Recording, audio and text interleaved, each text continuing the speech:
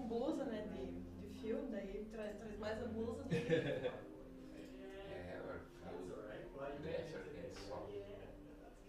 Qual coisa toca a blusa aqui?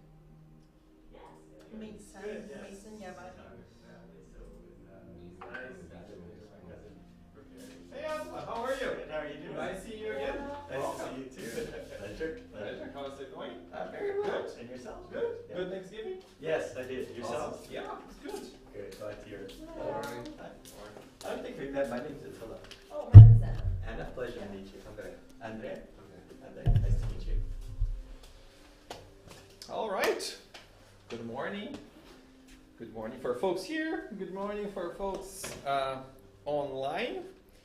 As usual, before we start, some invitations / announcements.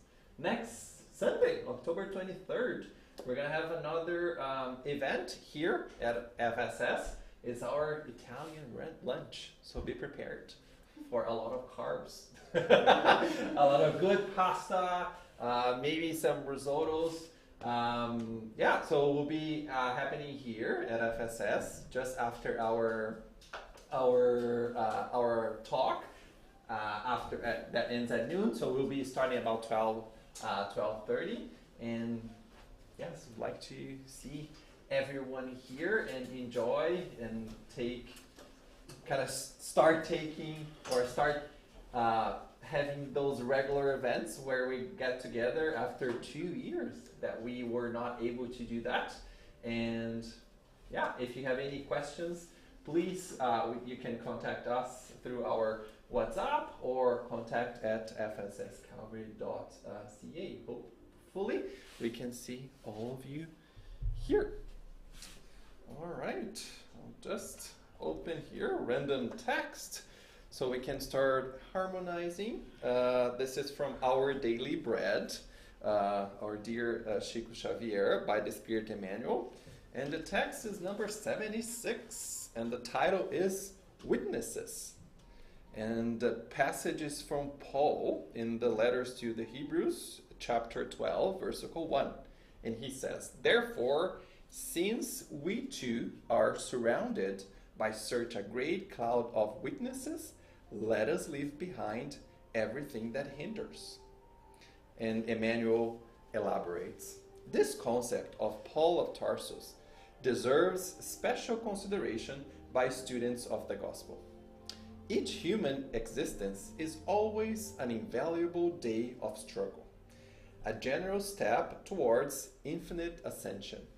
And whatever their situation might be, people will always be surrounded by an enormous legion of witnesses. We are not only referring to those who are part of our own family circle, but above all, the friends and benefactors of each individual, who watch over him or her in the different situations of life from the lofty realms of higher spirituality. All over the world, disciples are surrounded by a large cloud of spirit witnesses who follow their every step, taking note of their attitudes, for no one has come to the earthly experience by chance, without solid reasons based on love or justice. Generous spirits endorsed the requests of the repentant soul prior to its reincarnation. Judges took part in the processes related to it, and friends interceded in the service of assistance, contributing to organizing the particulars of the redemptive struggle. These friends and guides steadfastly watch over their ward throughout the new task, and speak to him or her without words in the innermost reaches of the conscious. Parents and children, husbands and wives, siblings and blood relatives of the world are the protagonists of the evolutionary drama, whereas these watchful observers usually remain on the other side of life. This very day, do as much good as possible for your partners in the struggle, and do not forget those who, full of concern and love, watch over you in spirit. What a beautiful text. Reminds me of our guardian angel. All right, let us pray.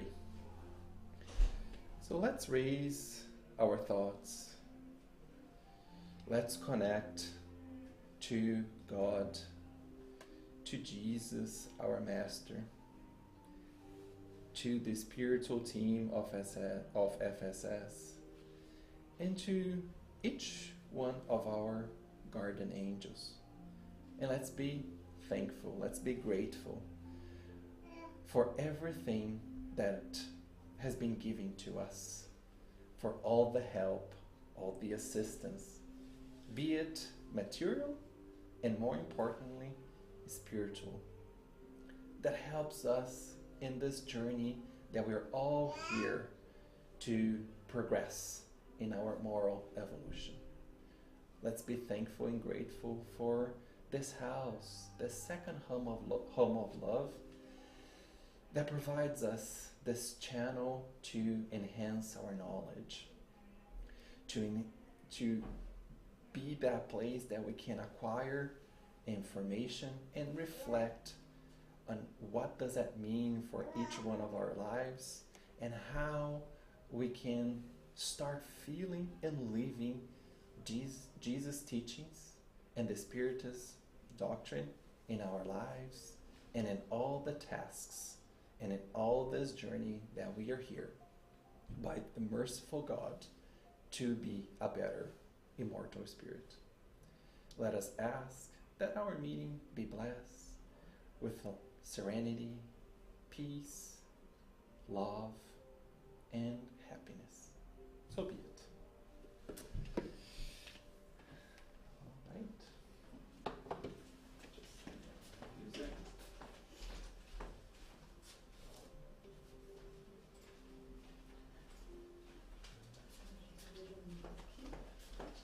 Tranquilo.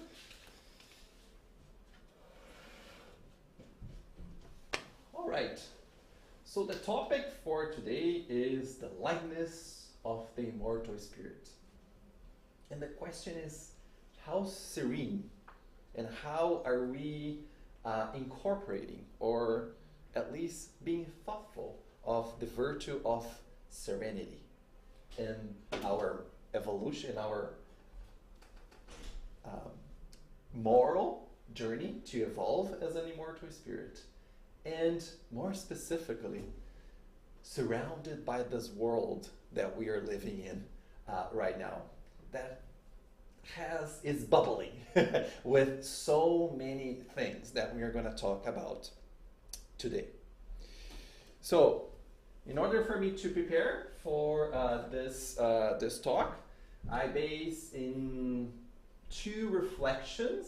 One is the sustainable lightness of being a spirit, or in Portuguese, a sustentável leveza de ser espírito, by Rosando Klingi,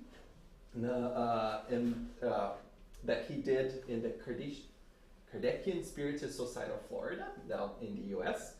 Another one is The Burden with Jesus is Lighter, or O Fardo com Jesus é Mais Leve, by Annette Guimarães, the Spirit's Book, and the Gospel According to Spiritism. What I'm hoping to achieve today is to reflect on the importance of seeking lightness and serenity in our evolutionary journey, especially with the current circumstances in which our planet is going through right now. What is happening around us? So the world today is full with crisis. If you've been reading newspapers, there's a lot of people saying there's another crisis coming, there's another economic crisis coming. We just went through a crisis with the pandemic and COVID. There is wars happening, as we all know, between Ukraine and Russia, and so many other wars that is in other places on Earth. So those are all things that are kind of facts and things that are happening that is really shaking us. But on top of all that, not only the world is facing this, but each one of us is facing lots of emotional conflicts. A lot of us are struggling in how to absorb everything that's happening and how this all impacts us. And how do I take a stance, or how do I behave? What do I do with all this information? How can I take that information or take this reality that I'm inserted in and try to be light and keep going with my own journey? Because I have my own struggles, my own challenges, and the family that I'm in, the situation that I'm in.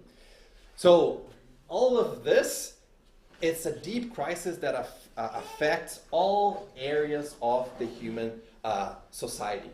And it's not only that the crisis is, oh, I have the pandemic, so let's deal just with the pandemic. And then I have maybe war, and then let's just deal with one thing. No, it's everything happening at once, and everything happening at now. And we know with this pandemic, we have reevaluated, we have rethought a lot of things about how we work, about how we behave with our family, with our friends, especially at the beginning when we were mandated and it was dictated that we had to stay inside of a house, and how we would behave and how we would deal with some maybe challenging situations with the beloved ones in our family, or the ones that have to be inside the same house that we have. And we have a lot of questions, right? What do I do? What does the future hold? What is happening with me? How do I behave now? Do I need, with this new world of work, do I need to change my work?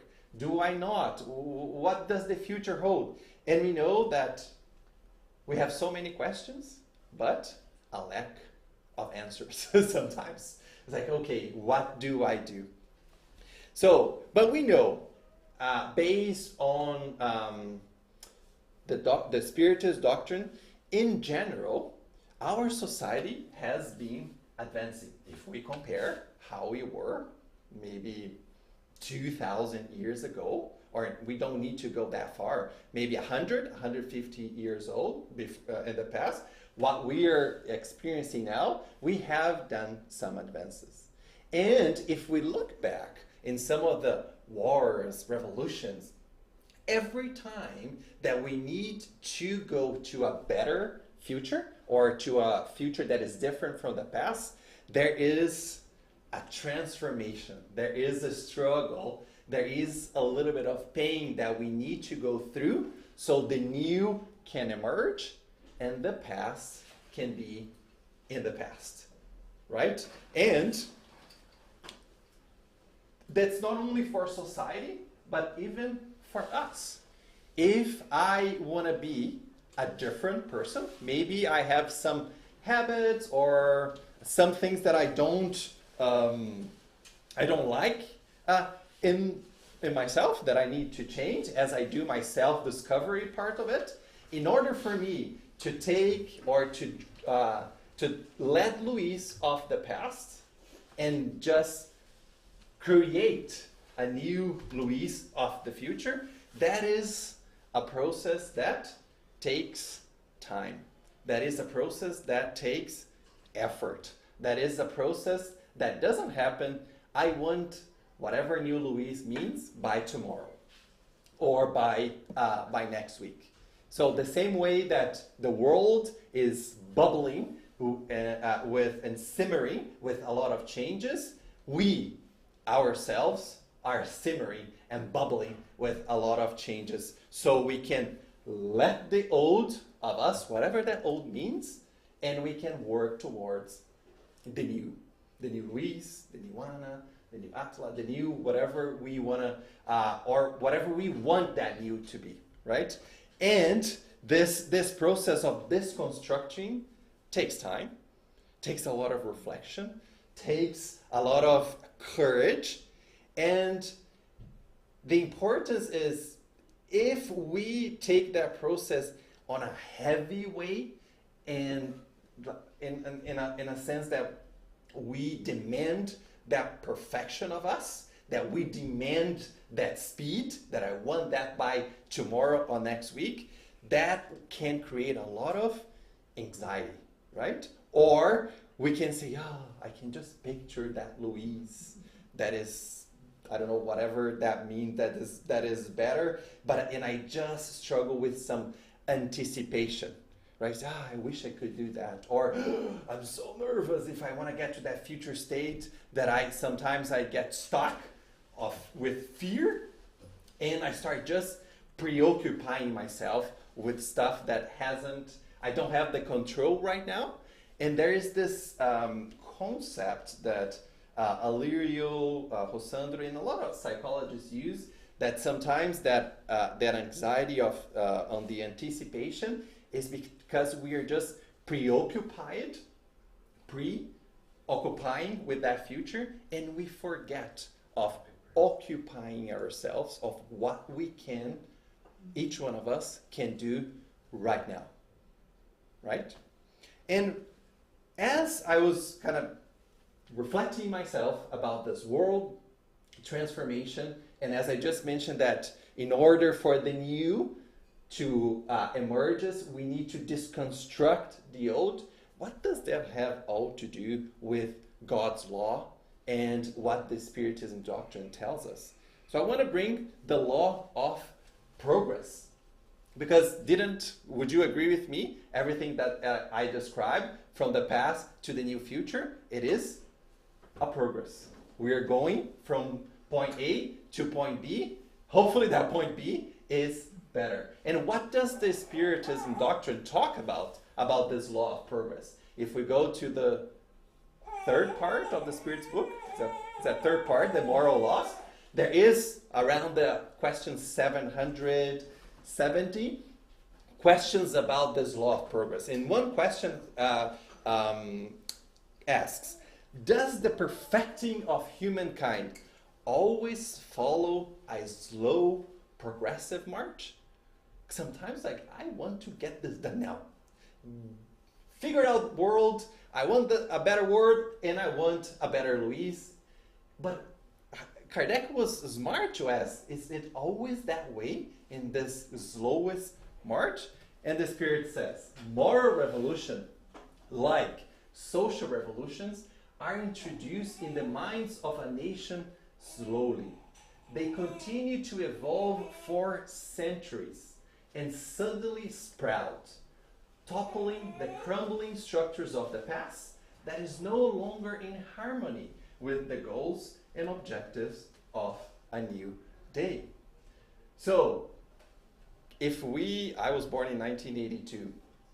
If I compare, when I remember when a little bit of a teenager in the 90s, the pace of evolution in the 90s and the pace of evolution, even if I'm just mentioning technology, it's way faster. The things that emerged and how our quality of life was improving when I was in the 90s was slower than what is it right now. We have new technologies emerging every single day. We've been disrupted from cell phones, men going to the moon, and new technologies to cure diseases. So many things are going very fast. However, this is always the intellectual, right? It's always the tangible things or the material components that we have here on earth. The moral one, that's the one that takes a little bit of more time. Because we need to really understand. It's not only, Luis, be serene or be patient and just do it, right? It's not like when I want to learn how to do something, in business, you learn how to do an equation, how to do net present value. You learn, you do it. That's it. But the moral component, it takes more time because we are going to learn and then we're going to try to do it and then we might fail. And then we learn, that way, that's not the one. Then I'm going to do it again. I might fail again. I learned 2 ways. That's not how it works. But it's not only that I learned and I made a mistake and that's in the past. No, I carry that knowledge with me. And carrying that knowledge, that's the one that will build up and help us in our moral evolution. And he continued, human beings often perceive only the fleeting chaos and confusion that affect them in their material interests. But those who raise their thoughts above themselves admire the divine planning that brings good out of evil. Such commotions are like a storm that purifies the atmosphere after disturbing it. So, if we turn on the TV today,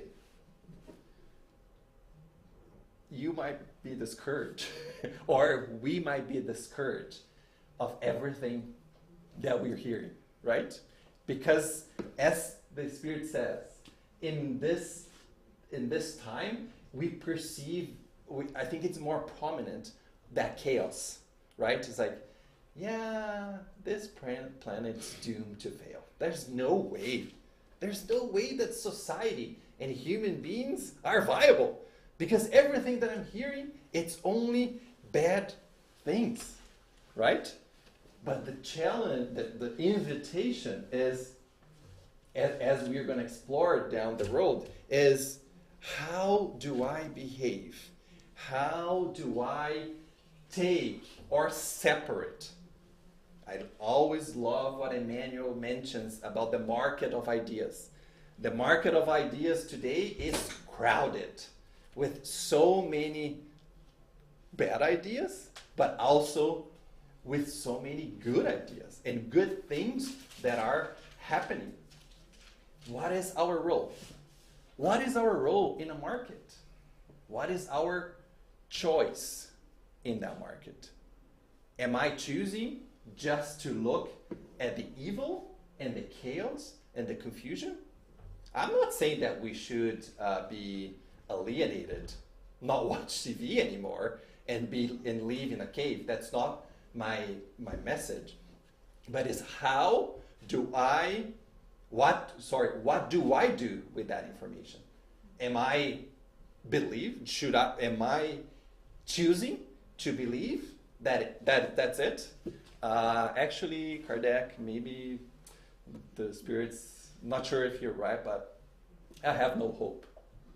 With everything that I'm seeing in this world, there's no way that this planet of regeneration will exist. Can I do that? Yeah, it's everyone's choice. What is the impact? What is my mental health if I enter in that energy? What am I producing? Because our thoughts, as we know, are all energy. They're all vibrations. Am I helping the planet, just incorporating and even promoting that chaos? Or am I maybe filtering? And if I hear something, I can reflect and prefer and chose to believe that this is one component or one thing that happened. But I chose to believe that there is a better future and there is a better and good things happening in the world today. So what is the importance, as I just mentioned, what is the importance of lightness and serenity within this context of the world and self-transformation? So this lightness is this ability to be in front of everything that's happening. I'm not saying that we should go to a cave.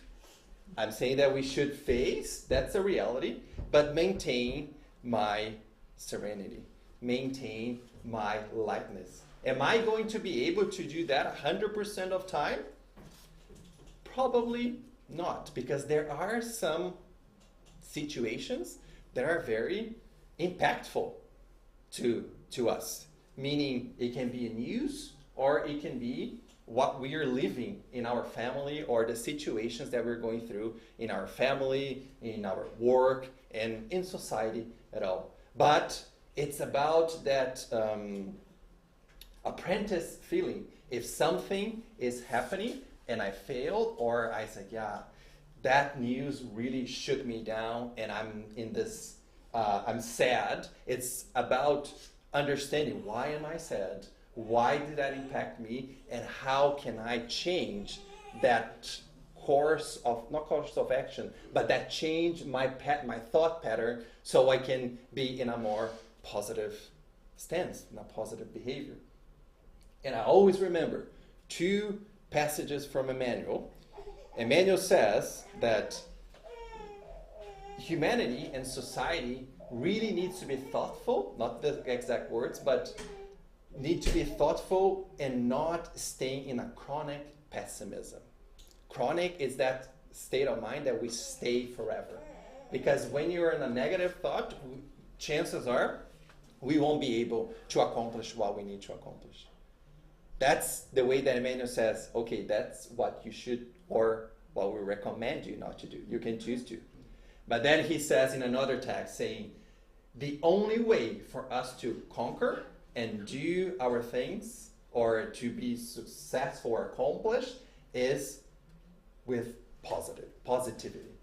Without positivity, human beings cannot achieve anything. We will balance, right? We will go as a pendulum, going to the negative and to the positive. The importance is not staying in the negative. And as soon as we are aware of ourselves that we are there, we can shift that pendulum to a more positive state, especially nowadays that we are here. There is 2 examples. Make a comment? Yeah. Sorry. As you're saying, like if it's chronic, like we don't have the hope, right? If you understand, like I believe that all of us are here, we believe there's something else besides this material world, right? Doesn't matter if we believe in Spiritism or other kind of Christian faiths.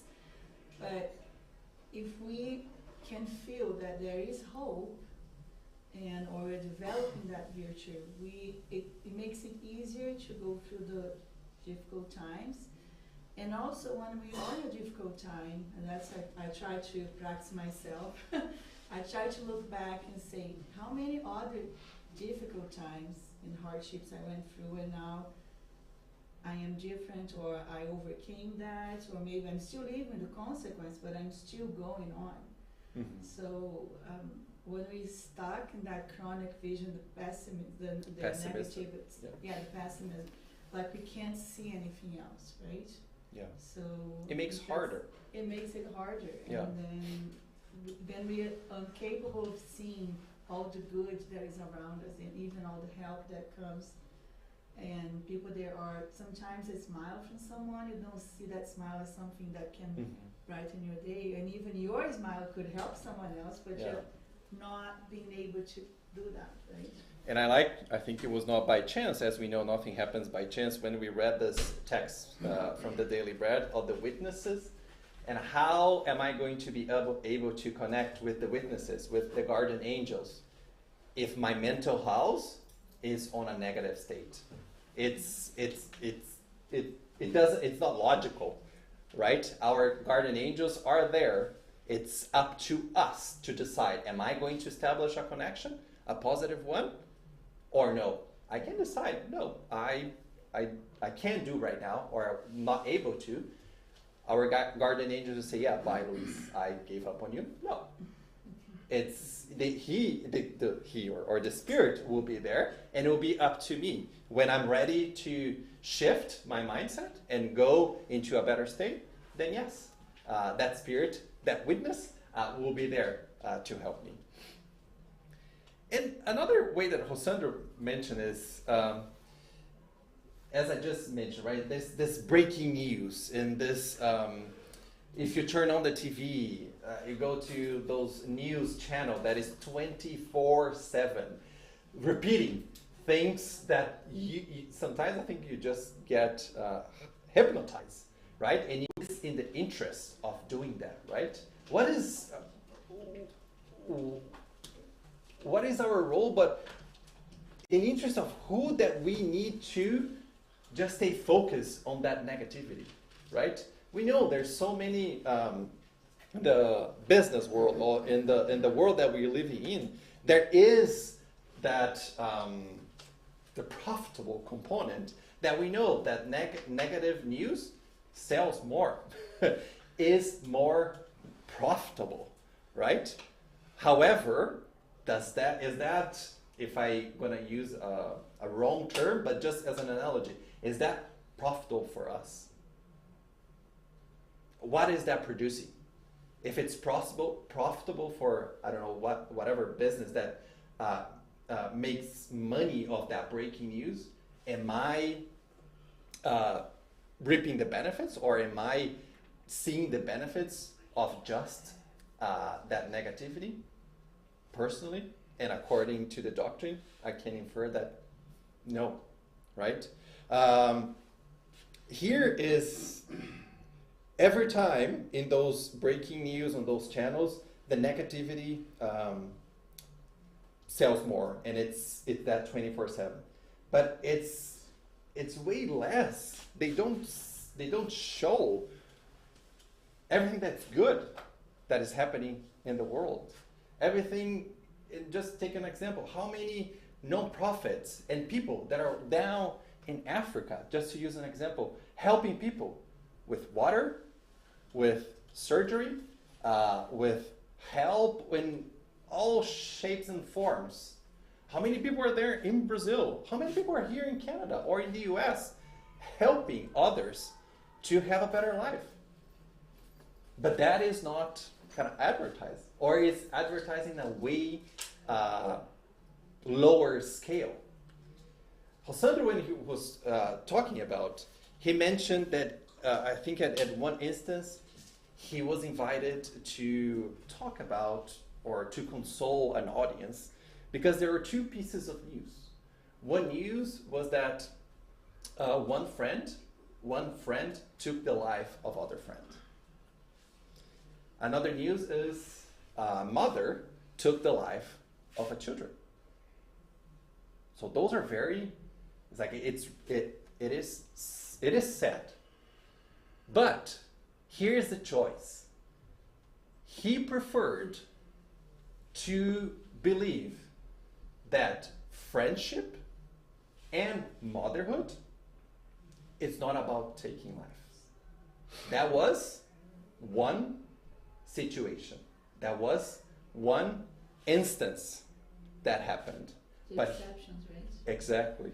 But he chose to believe that friendship is about brotherhood, sisterhood, and helping one another. And that, especially for us, most of us that are immigrants here, is our second family that we chose. Motherhood is about donating or doing whatever, not only motherhood, but parenthood in general, is about giving everything that we might not even have for children. And he chose to believe that those two cases were an exception, were a fatality, if that's a that's a I think that's a word, right? And that's I think that's an invitation for us as we see something on the news. Am I choosing to believe that that's a reality? And parenthood, friendship, society, and whatever we want to call, that is the reality that is happening, and that's not what the world has of good. And I would go even one step further, and if I chose to believe that friendship is about that taking that life, I am denying that God is just and love. Because if God is supreme justice and love, the world will be supreme justice and love. We are just in that journey. We're not there yet. We'll get there. And we know that this regeneration, the world of trials and expiation that that earth is it right now, and it will shift to the world of regeneration. It's not it ends and then starts. No, it's a transition. The world, the earth is not going to end, and we're going to implode, and everything going to disappear, and another world will come here, and that will be regeneration. We know that's not like this. It is a process that has been happening since the advent of Spiritism. So I like that example, because that example also is an invitation for me to practice also my faith. The confidence, not only in me, but the confidence in life and the confidence in God that there is something better that will happen. And it is already happening. We are just in that state of chaos and confusion because of everything that is happening at the same time and right now. Right? So that, and in some cases, what can I do? What can I honestly do in the cases that I see someone taking a life or whatever that evil that is happening? Is that there is one thing that I can do. What is that one thing that I can do? Even if I don't know what happened to my neighbor, I can pray. Right? I can literally pray for the situation, for whatever happened with my neighbor or some news that I saw. I can do something. And if I know that prayer is that connection with God, and I'm 100% sure that prayer will arrive to the place and destiny that is supposed to. So there is one thing that we can do, even though we say, yeah, that doesn't seem it doesn't seem anything, but it is, and it's something that we can occupy ourselves right now, or whatever moment that we are facing a struggle or something. That prayer is something that we can really do right now. And if we are praying or sending those positive thoughts, it's one less negative thought that is going around that situation. I was going to mention that. Oh, sorry. That is everyone's responsibility, right? It is my responsibility to... What is my responsibility? To promote that negative and continue that spiral, that cascade? Or it is my responsibility, if that comes to me, at least I can stop it right now. Is it good when we have someone, we don't need to name names, but if we have someone that has that negative energy surrounding you, is that a person that you want or you enjoy having his or her company? No. Sometimes we blame, say, yeah, that's the news fault. That's the government's fault. That is someone else's fault.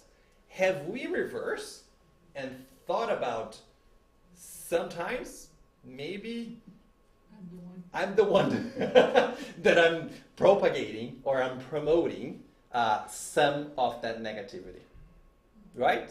And that's okay if we find ourselves in that situation. The importance is to bring that self-awareness, like, oh, I am in this market of idea selling not good stuff. My product, if we're going to use the material and products analogy, my product's not a very good one to sell. Nobody wants to have it, right? So being aware of that responsibility is also an important thing that we are invited to take a look at. What are some of the challenges to search this lightness? And I brought question 712.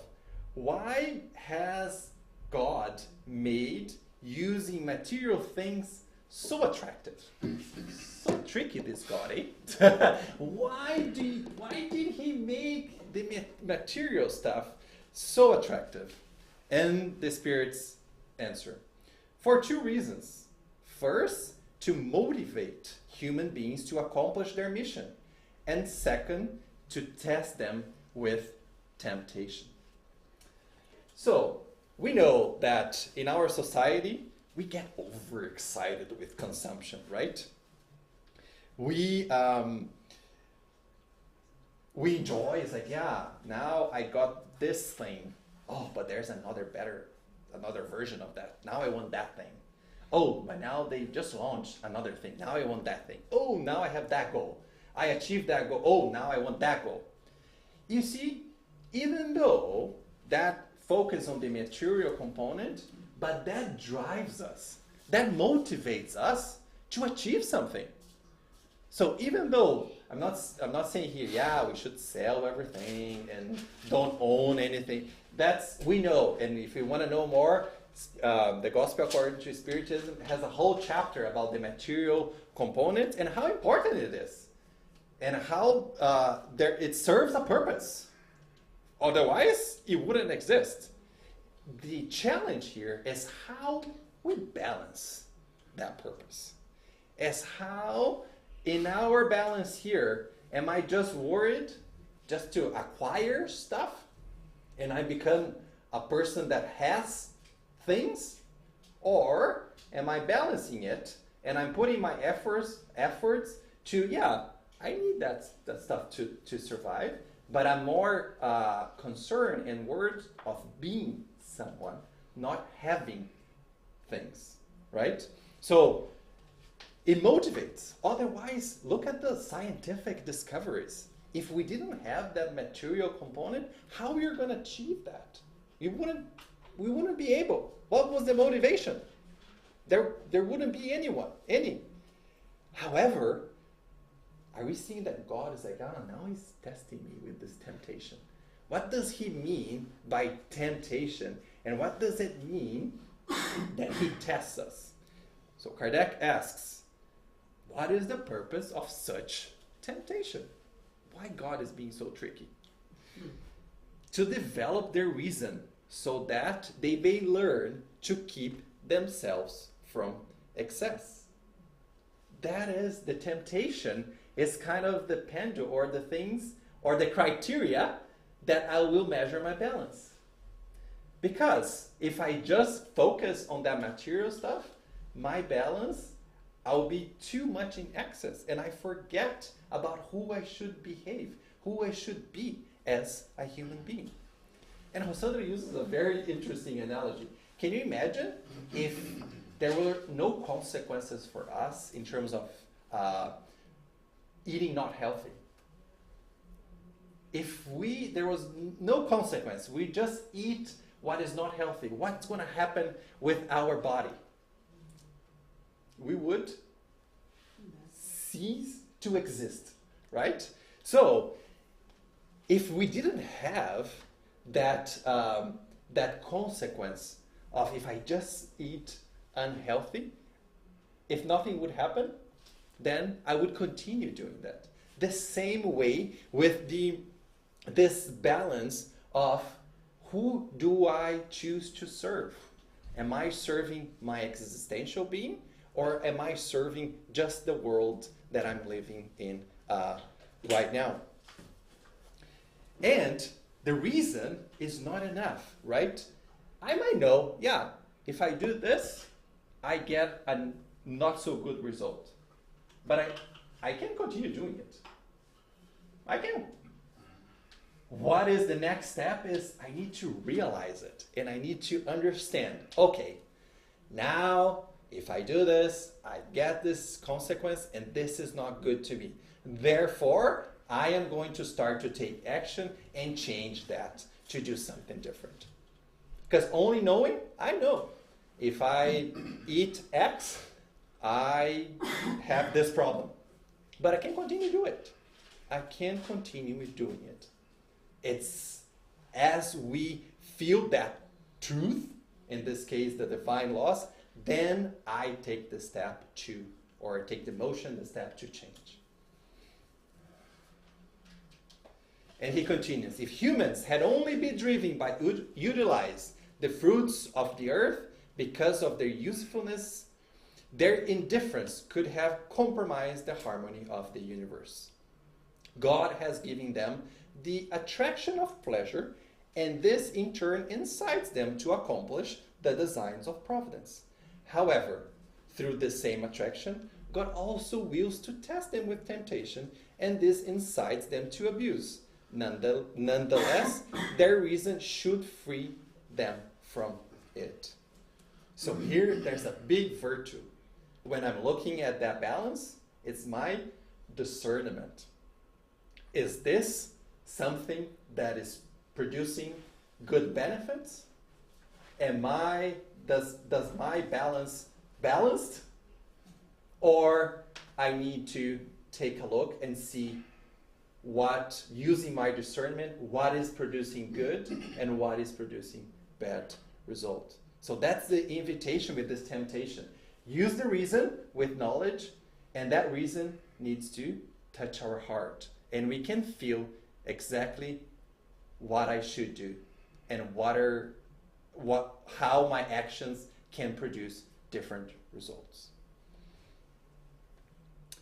In order to do that, Rosandro makes two components. First is maturity. Is that the maturity of now becoming a teenager? Now I was a kid, and now I am a teenager, and then I'm going to be an adult, and then I'm going to be a senior, and that's the process. I have not to do anything. It's just biological. I'm mature to understand stuff and change my behaviors. Is that what he meant? No. It's the maturity of our knowledge, as I had just been explaining. It's the maturity of what do I do with that knowledge?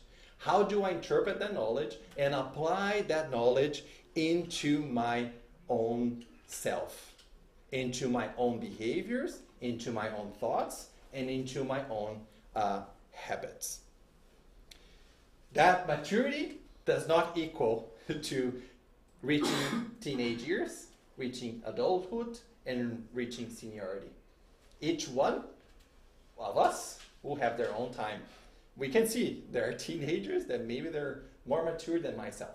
And it's different. And each one of us will have their own time. That's another component that I like, is our effort to avoid comparison. To avoid saying, yeah, look at that person A, so much better, so much evolved. It's able to do better things and to do good deeds, and I'm here, I'm just a disaster. Yeah, I'm not viable. That's, you see, just working that example, I'm going to a path that does not result positive things. Rosandro also mentioned about detachment. And that's a component that I really like. In the society that we live in, we are susceptible, or it will happen. Sometimes people will offend you, right? People will not treat you right. People might say things to you that really hurt. With that maturity, the detachment is, as soon as I receive whatever it is, insult, words that hurt, I'm able to separate that. Put it somewhere so I can analyze that and not be attached to that and see that as my reality. If someone says, Luis, you are just a disaster, you're not capable of doing anything. Okay, with my maturity, I can just put it there. Is that true? Maybe there are some components that I need to work on myself. Then I can do whatever it takes for me to change that. However, I'm able to just separate that. If that's not true, that's not mine. That's not mine. It's someone else's opinion, thoughts, but I choose, again, law of free will, I choose to put that aside. That's not me. Move on. Is that easy? That's so hard. I know it's very hard, but it is an important component in our search to just take a look of those external components, focus on what is true for myself, and I think Chico says, if there is a critic or criticism that you face, take a look If there's something that you can be useful, use it. If not, he didn't say that, but I think it's just garbage. It's not mine. It is not mine. But I know it's very hard because that you start to incorporate that into yourself, and that really impacts you. That really drains you. That really puts you in a sad state of mind, in a negative state of mind. So that lightness will come as we practice our maturity, as we know so many information that is out there for us. We practice that in ourselves, and we detach from whatever external components can come towards us. For me, with the detachment thing, it's really, really hard. It is. It is hard for me too. Yeah. What? I failed in so many instances already. Yeah. Yeah, I feel like it's if something that someone tells me or I compare myself to another person, I'm trying to see why is that bothering me so much. Yeah. Even if I don't feel that that belongs to me, but I'm still bothered by it. Why? So there is something within me that is connecting to those comments, to those things that people talk about. And again, after investigating, yeah, maybe I'm just feeling guilty about something and that's why, or maybe I really have to work on those things. Yeah. But it's sometimes like it still doesn't go away. Even if I feel it doesn't belong to me, Yeah. it still doesn't go away. There is something else there that I'm not seeing yet. Yeah. And I think it's in our maturity, right?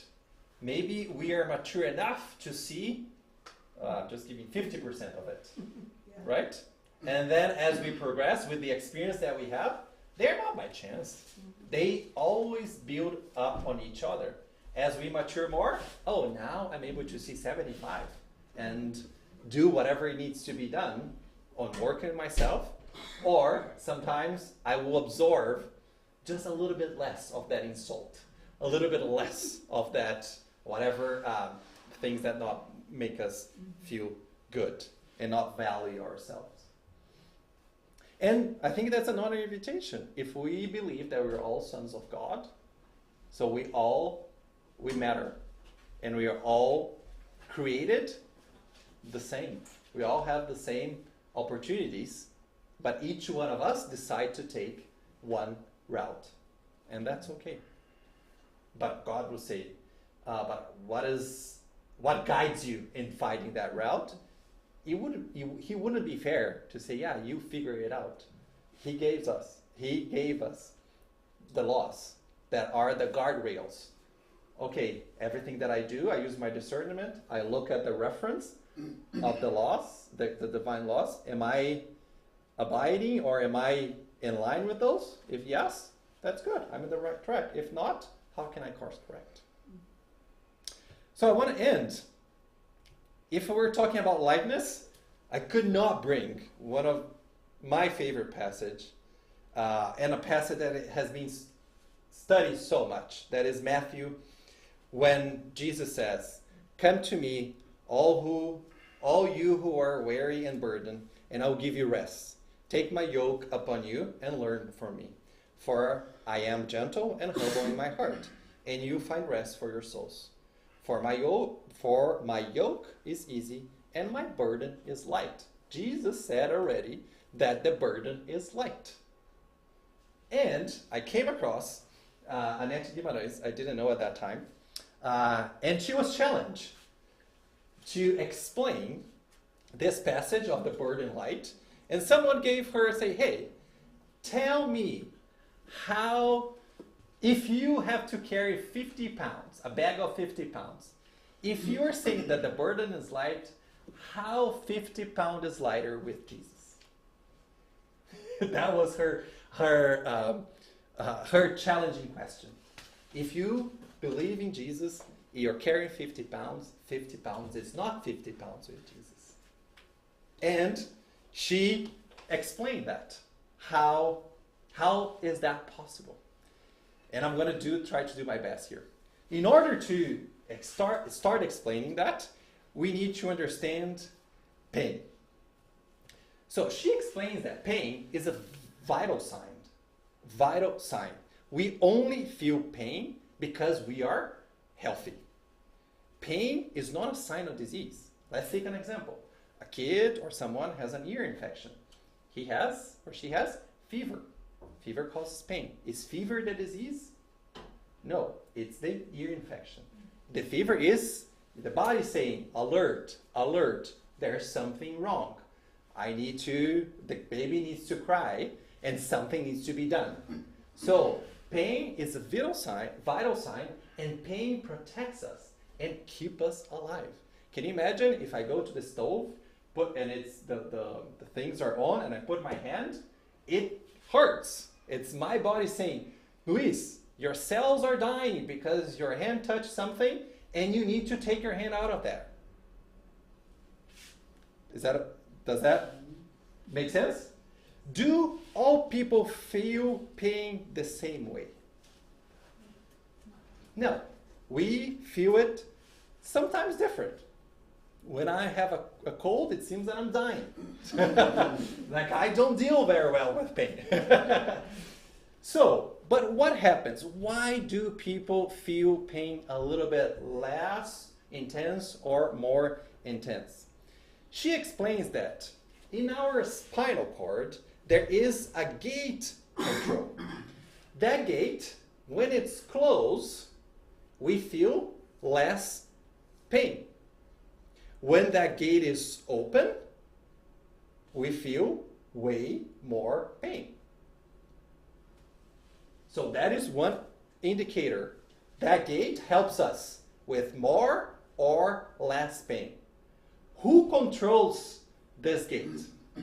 She explains that our brain is comprised of two brains.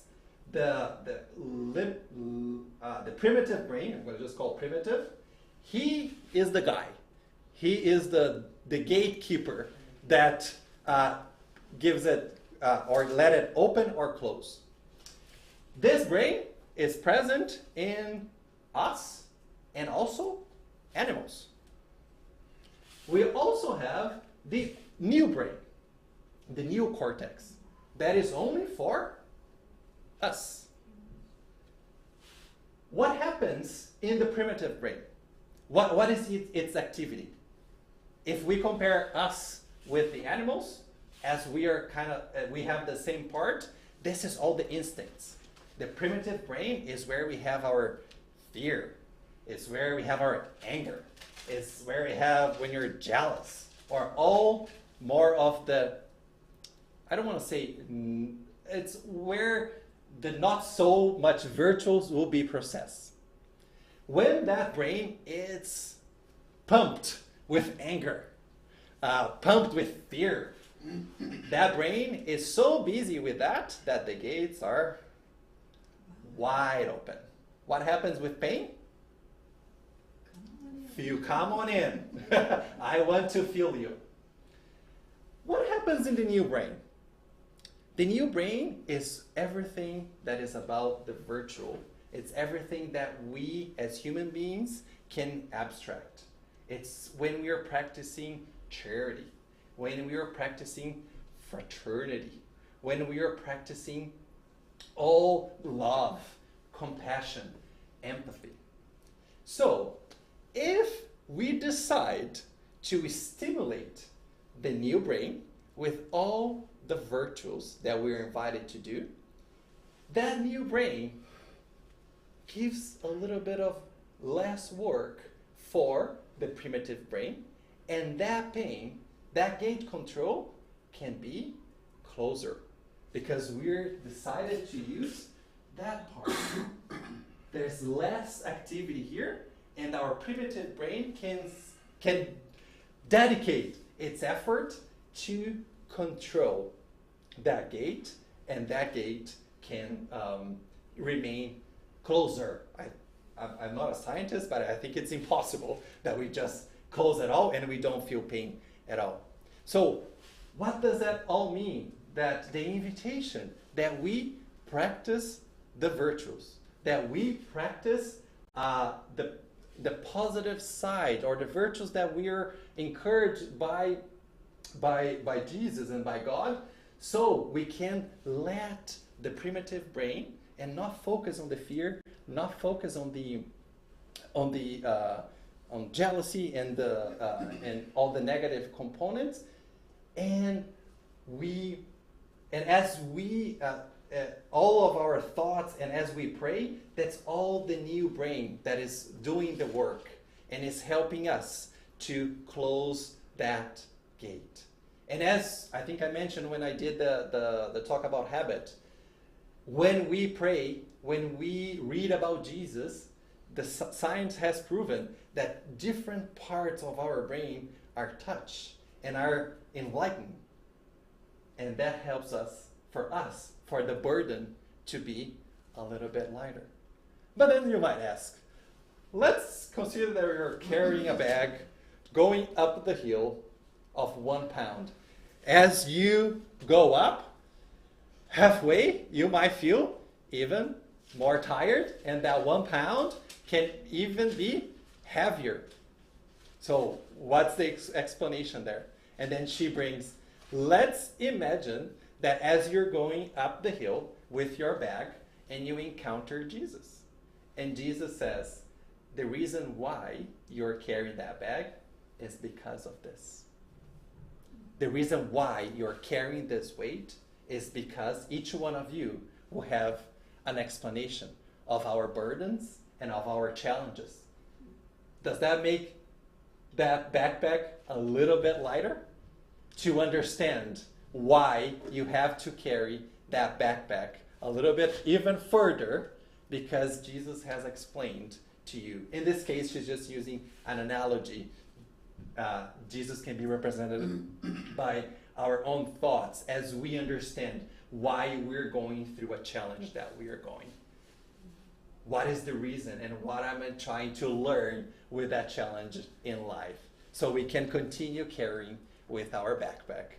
And that backpack can maybe feel the same 1 kilo, but I'm re-energized to continue going up.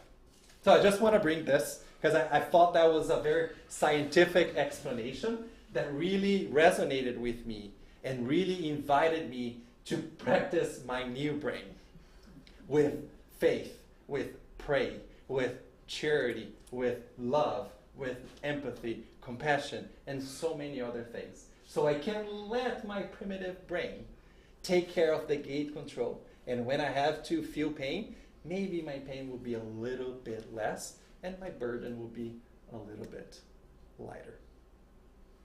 And the pain will be for the things that really need the pain to exist, for these alarms, right? Yes. Added things that we keep adding to ourselves. And I know I'm a little bit over time, but I just want to leave some reflections. What can I give up that is taking my attention away? What are the things that are keeping my attention a little bit that I cannot focus in myself? What is distracting me? What is in excess in me that maybe I need to just download so I can focus in something different? What separates me from myself, from feeling or perceiving myself? What keeps me away from those who are close to me? How can I generate in me a set of new attitudes to recover what is really essential to me? Things for you to, each one of us, to reflect on it. That's it. Thank you very much. If you have any questions, please. Wow, and disconnected right on time. Wow, that was timely. Okay, so we go for our final prayer and then we go to passes. You want to turn off the lights on? If you want to turn on the music. Sure. All right.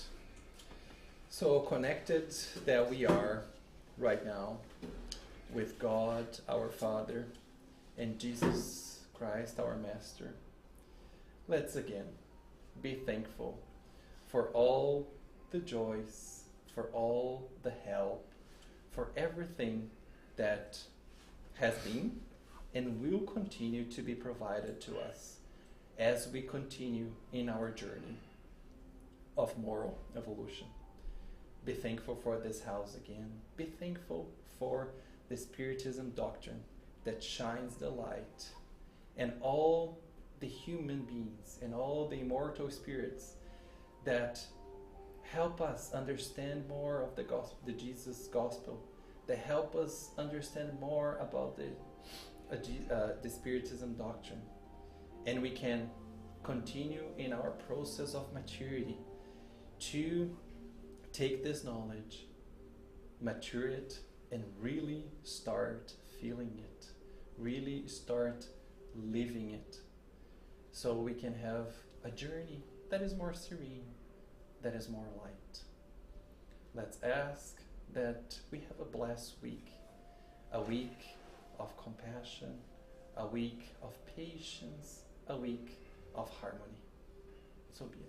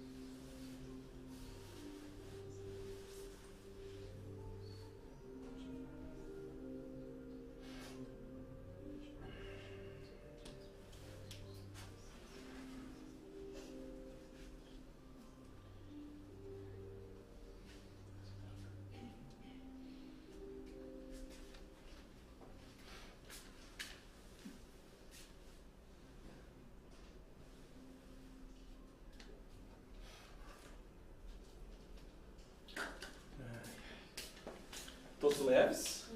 Everybody's feeling light. Hopefully.